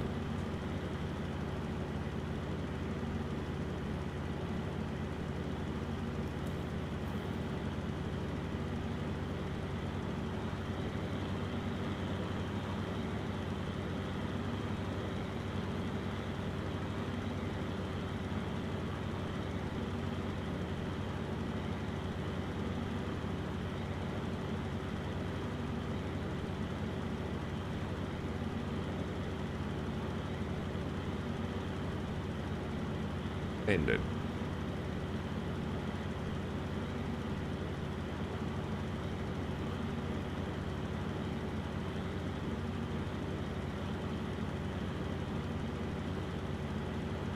The other thing was that the community was a lot more,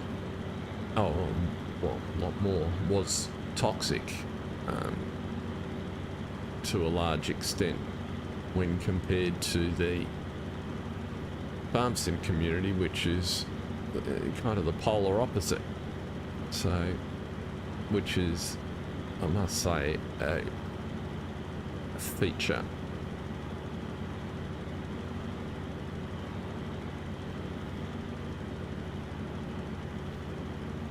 Yeah, I'm not a, well, the tanks weren't that micro. They had some micro payments, but it was just, they had a, you know, they'd kind of built the arms race into their pricing model, and it became quite clear that unless you were spending a significant amount regularly, you were disadvantaged in gameplay. You know, so they were effectively obsolete equipment for if you wanted to keep your win rate up. You had to buy better equipment, the newer equipment, and then I'm sure their engines started to mess with, you know, if you were a regular spender, you would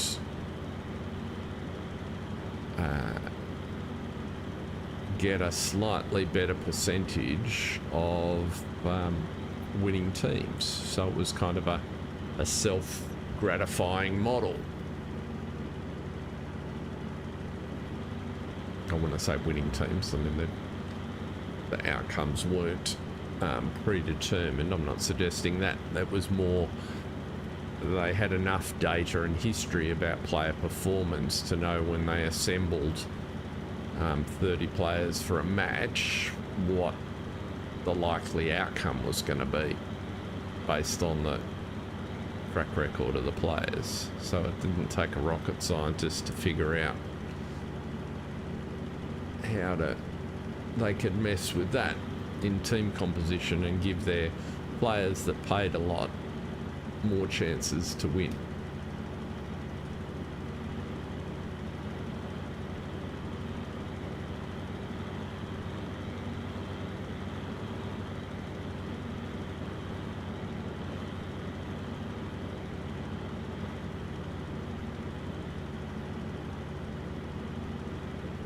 And we're almost out. Didn't quite get it done in one load. Or did we? Not quite. We're just gonna be short, aren't we?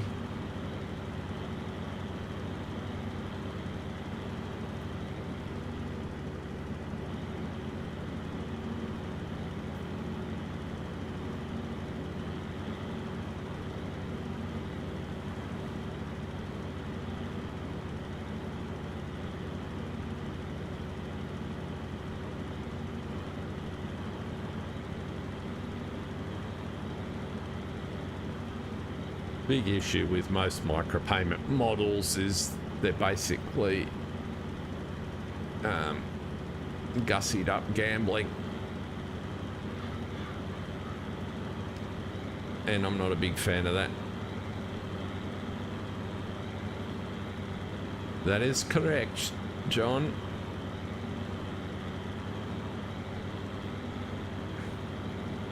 And the unfortunate byproduct, because it wasn't necessarily completely in your face, but the side effect of that was it exaggerated the toxic behavior in the community. So you had a whole raft of players that were convinced that they were really good at the game, when in actual fact they were just buying their success to a large extent, and that just was very unattractive. It created all sorts of bullying and other behaviors which, you know, you just don't need when you're trying to have fun, play for pleasure. So I think we are at a spot where we need to roll forward. We've done everything we need to do. I doubt that there'll be any contracts to take right at this second. There are not. So let's go forward to the next day. Let's just check. We've paid off 757. I'm just curious to see what it does. Go to there, go to there, visit here, roll forward.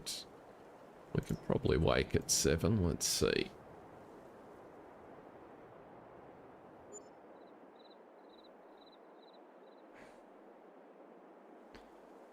And excellent. So it was the second day in the month and it didn't charge us interest, so that's good. No, there you go. So that's what you expect to see. Now we're in daylight, which is good. Have we got any contracts now? No, there are no contracts. That's not a problem, John. We are coming up to the scheduled end time, so you should feel more than comfortable heading off anytime you like. In fact, in terms of jobs to do, we probably just about need to be in March. We should just put a smidge more grain into the chicken. We haven't checked on the chickens in the other side, so we'll have a quick look at those. Let's put some wheat in here.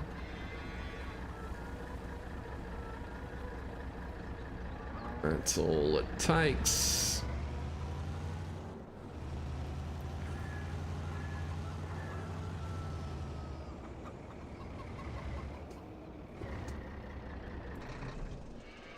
Let's have a look at the chickens. What's the state of play? Coop 1, and of course it doesn't tell me how many are in Coop 1. We might have to go there. Coop 2, and as you can see, I've started to populate Coop 3.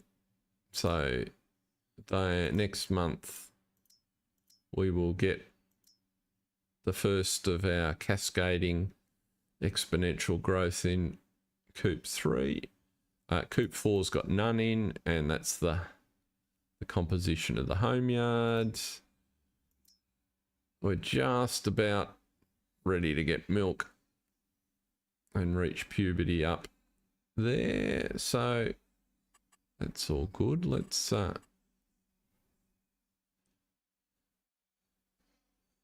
that was a smidge, yes. It was. It's only 600 litres. I think it only takes 1,200, which is the other reason why I'm keen to keep the volume in the home yard down, so that we don't have to do that too often. Now, honey is coming along, so that's good. What do we got in there? Okay, so we're up to 1,100. And about 2/3 of the way through the grain, so we're not quite going to make the year. So we might need to destock a fraction.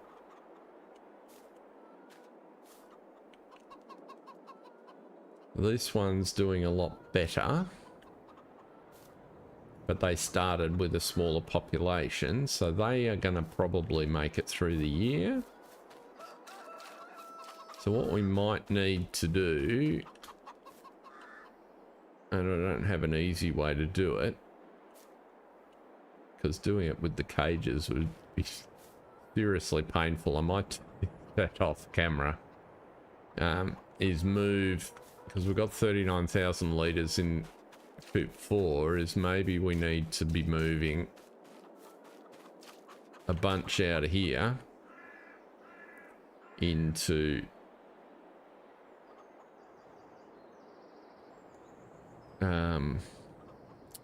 Coop 4. So if we took the 3, let's have a look here. Out of Coop 1.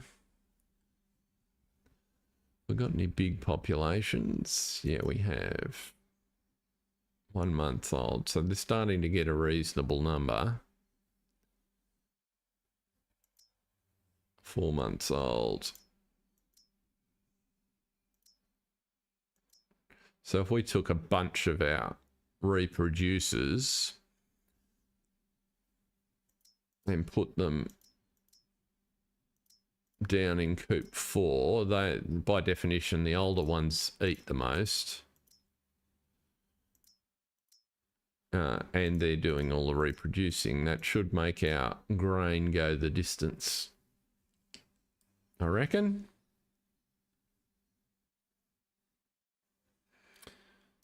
So I think that might be the plan, is get the, where have I put the cages?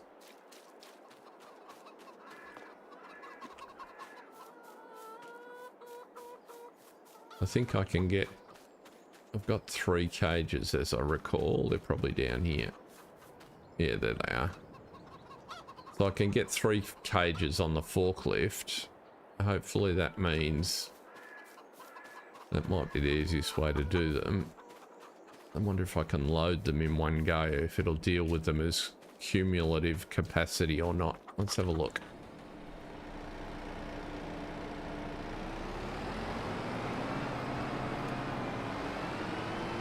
This is an experiment I haven't conducted, and it will fit nicely into the last few minutes of the stream. But if that's the case, this will be the painful to be moving 1,000 this way, but if we did a couple of loads, that'll make all the difference, I think. Now if I spread you apart, put you down,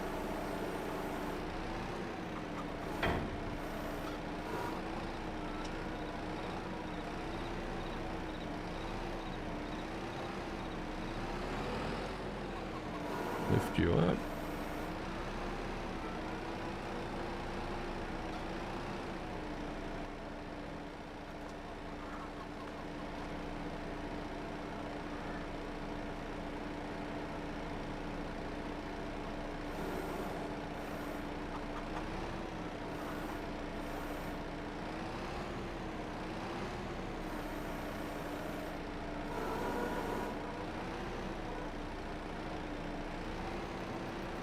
Just try not to get hooked up on the door here.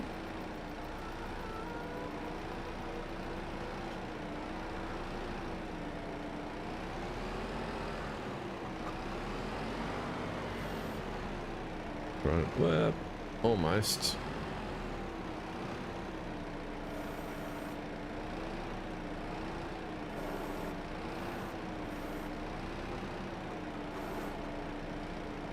Come on.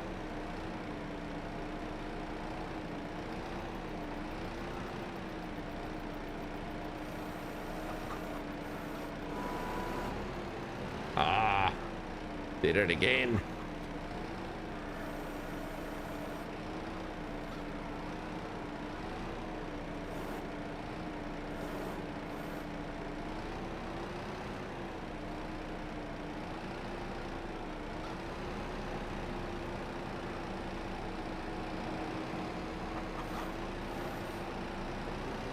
Come on, push you straight on. That's what I want.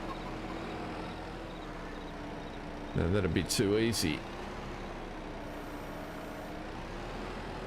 Good, now I've got them caught on the door.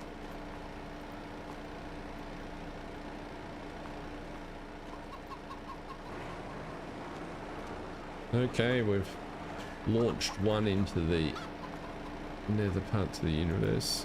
There's some interesting behavior on these forks.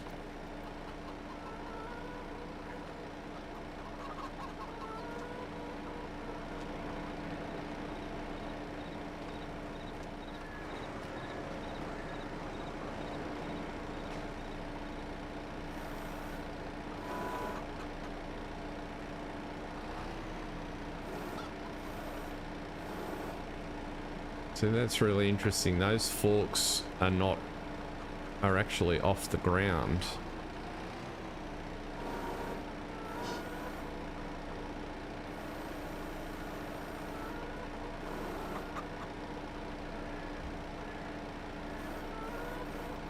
I can't get the tips of the forks any closer to the ground. How bizarre.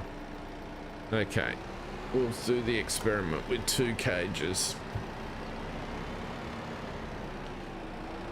As we're really just trying to determine if I can pick them up with multiple cages on the front, so we'll treat it as capacity for 16 or capacity for 8.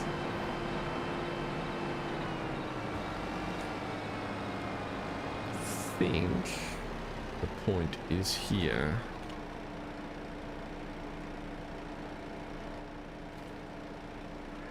No. Okay, let's have a look. Where's the trigger? Is it inside the door? No, I'm on the trigger.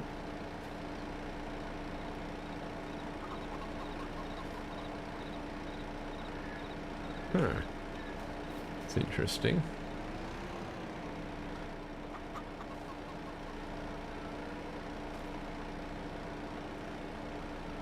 I cannot get that trigger.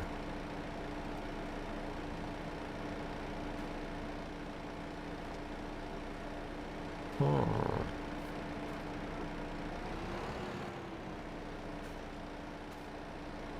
There we go.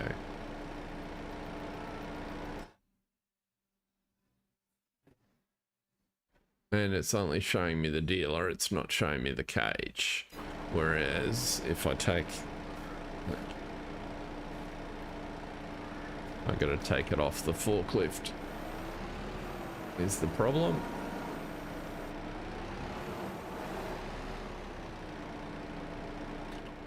That was dizzying. Because I know if I put the forklift in there... There we go, I get the crate. If I put 2 at once in, do I get double capacity? Nah, get off there.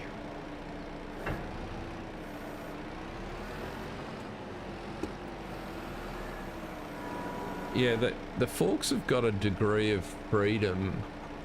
You can see it in the design there, which is part of how they work, but it creates instability in the forks, and trying to get stuff like this off them. Disable a collision on the forks, that might be good. Let's do that.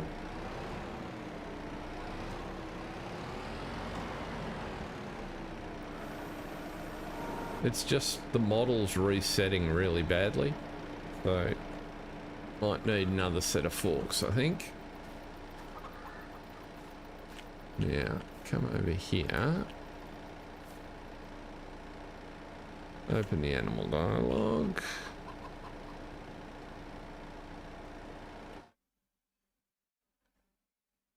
Will it let me select?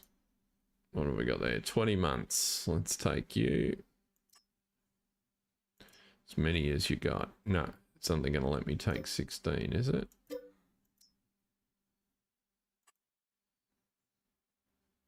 Yes, it'll only do 1 crate at a time. There you go. So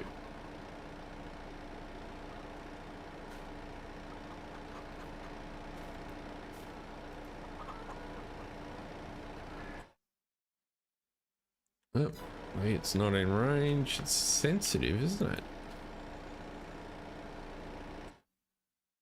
Still not in range.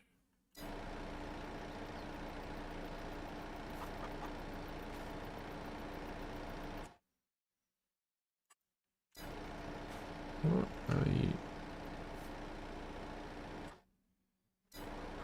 Huh, that's interesting. That crate does not want to play.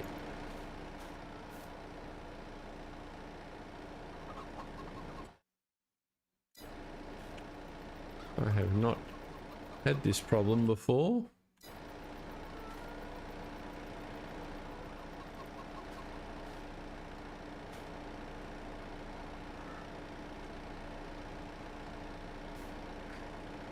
Usually I find these crates work really well. There we go. That was bizarre. Select you, move to trailer. Anyway, you get the hang of it. That's the process that I'll follow. But I think we might leave it there for today, folks. That's as good a place as any to stop. And when we come back next week, we will be in March and the planting season will be in full swing. No contracts yet, but I fully expect there will be. We will have grass to harvest, so another bunker to fill, but also, oh, that was one thing I just wanted to show people that were paying attention to it.